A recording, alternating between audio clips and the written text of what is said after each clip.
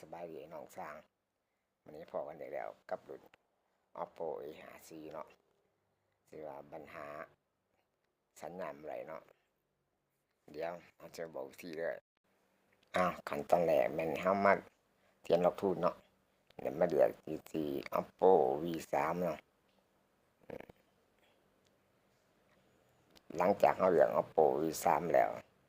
มากดบูตดีไว้เนาะแล้วก็เทคเขาเลยเริ่มต้นนี่แม่นให้ปิดเครื่องเนาะหลังจากปิดเครื่องแล้วให้กดปุ่มบวกลบแล้วก็พร้อมกับเสียบสายเลยเนาะเพื่อให้โทรศัพท์ติดกับพอร์ตเนาะหลังจากมันต่อเข้าแล้วขั้นตอนต่อไปก็มีแต่เลือกไฟล์เข้ามาเนาะไฟล์ก็คือต้องไปโหลดมาไฟล์นี่แม่นซื้อรุ่น Oppo A5C เนาะเดี๋ยวมันถือเรื่องหลังจากเลือกไฟล์เข้ามาแล้วก็ให้มากด Unlock Boot เลยเนาะขั้นตอนก็บ่ได้ยากเนาะมีแต่2-3ขั้นตอนเท่านั้นหลังจาก Unlock Boot เรียบร้อยแล้วก็กดทำการแฟลชเลยไฟล์ของเรามานี่มันจะบ่หลายเลยตัวนี้จะแฟลชไว้เนาะแล้วก็100%เลยเนาะไฟล์ตัวนี้เพราะว่าไฟล์ของแต่ละคนมันอาจจะต่างกันเนาะบางคนก็อาจจะใช้เวลาแฟลชจนแน่แต่ว่าไฟล์ของเราตัวนี้เป็นไฟล์ที่ว่าเราโหลดมาแล้วก็อะไรทำการแก้ไขเพื่อให้มันมีขนาดน้อยลงแล้วก็สามารถแฟลชไว้ได้เนาะใส่เวลาบ่โดนแฟลชคราวเดียวก็จบนี่แหละขั้นตอนก็บ่ได้ยุ่งยากอย่างไรเนาะเพียงแต่ว่าก่อนจะได้ไฟล์มามันจะยุ่งยากเท่านั้นแหละ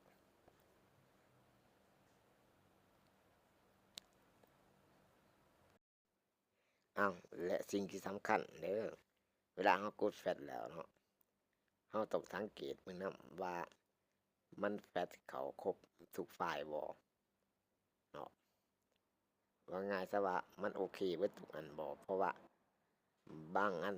มันอาจจะบ่ได้แฟลชเข้าก็มีเนาะตัวนั้นมันจึงเป็นสาเหตุให้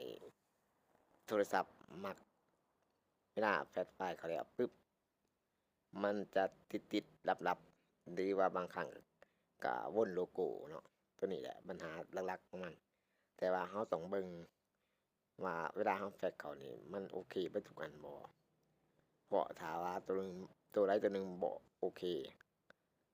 ก็เราก็ต้องให้เริ่มใหม่เนาะต้องให้เริ่มแฟลชใหม่อีกเทื่อหนึ่งเพราะบางครั้งเวลาเราดึงไฟล์เข้ามามันอาจจะเกิด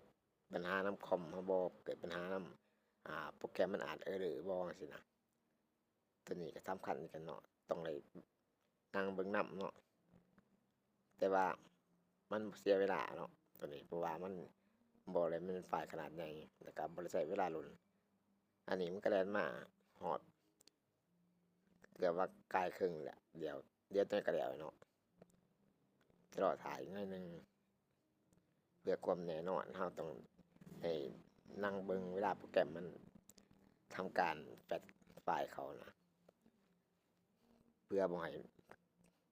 มีหยังผิดพลาดเนาะ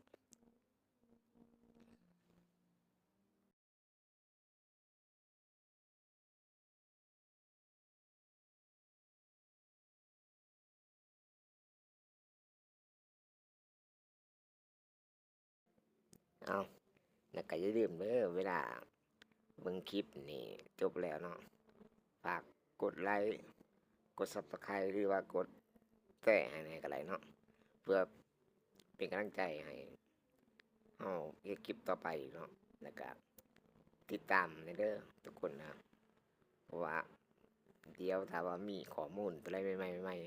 ๆหรือว่ามีเทคนิคหยังใหม่ๆเราจะมาอัปโหลดตลอดเนาะแต่อย่าลืมกดไลค์ กด Subscribe หรือว่ากดติดตามนั่นแหละเพื่อบ่พลาดเวลาเราลงคลิป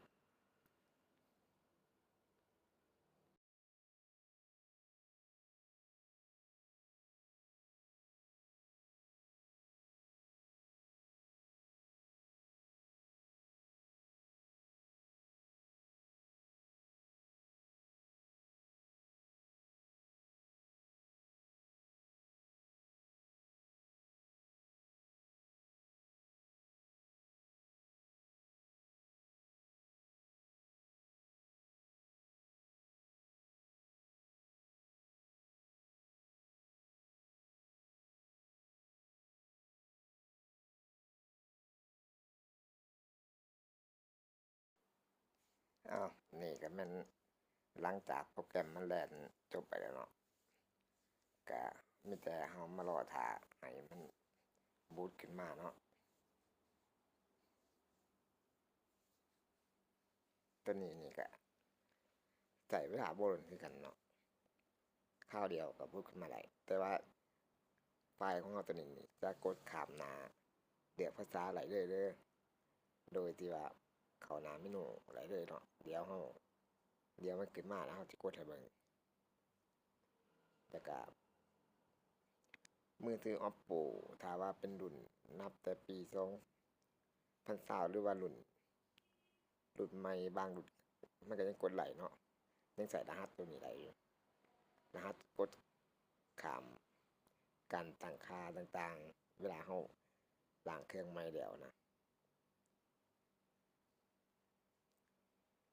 แต่ส่วนหลาย Oppo ส่วนหลายมันจะกดรหัสนี้ไหลแน่นอนเนาะ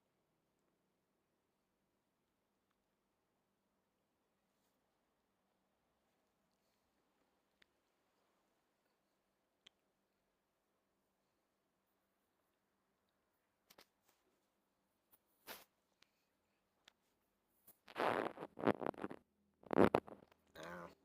นี่หลังจากมันขึ้นมาแล้วเนาะขึ้นมาทำนี่ถือว่าโอเคเลยสันอ้าวกดตัวนี้มันหลอกจันสี่เหลี่ยม813สี่เหลี่ยมเนาะมันจะเข้าหน้าเมนูให้เลยเนาะแบบออโต้เลยแบบห้องประตกไปตั้งค่ามันอยู่ยากนี่หลังจากมันเข้าหน้าเมนูมาสิเอามากดเช็คขั้นตอนไหนมันเช็คอีเมลเนาะหลอกจันสี่เหลี่ยม06สี่เหลี่ยมข่าวว่ามีเด็กอีเมลขึ้นมาแสดงว่าโอเคเนาะทุกอย่างครบสมบูรณ์เพื่อความแน่ใจเอาซิมมาใส่อีกตัวหนึ่งก็ได้เนาะเพื่อเขาจะหูว่าสัญญาณมันจะขึ้นเต็มหมดหลังจากเขาใส่ซิมเข้าไปแล้วสังเกตมึงตอนมันขึ้นถ้าว่ามันแรงขึ้นเต็มเลยมันโอเคเลยนะเต็มเลยเนาะ 4G โอเค 5G แหละแล้วมากดเบิ่งว่ามันยังมีค่าล็อกของเน็ตเบิร์กบ่ล็อกกันสี่เหลี่ยม899สี่เหลี่ยมเนาะกดเดือนไปซิมล็อกเอาอันล็อกทุกอย่างโอเค